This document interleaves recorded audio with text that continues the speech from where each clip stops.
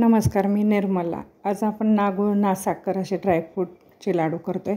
तर त्यासाठी मी या एका ताटामध्ये खजूर, काजू, बदाम, अक्रोड, अंजीर आणि जर्दाळू असं घेतलेलं आहे. तर आपण आता एका कढईमध्ये गॅसवर कढई ठेवल्या आहे. तर इथं मी ह्या बिया घेतलेल्या आहेत, सगळ्या मिक्स बिया. तर ह्या आपण एका कढईमध्ये छान अशा भाजून घेऊया.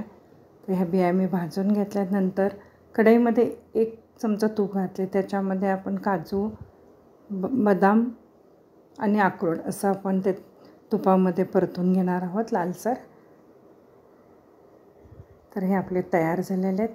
नंतर कढईमध्ये आपण खजूर, अक्रोड आणि अंजीर तूप घालून थोडे भाजून घ्यायचे, म्हणजे मिक्सरला बारीक होतात छानपैकी आपला.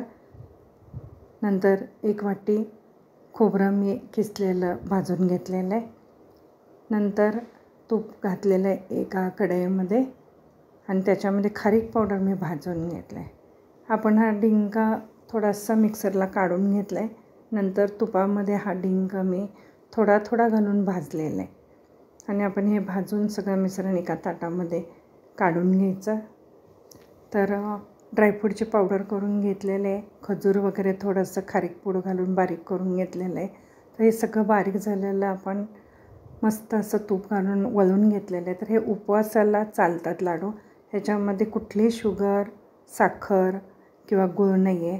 तर कसे वाटले मला नक्की कमेंट करून सांगा. धन्यवाद.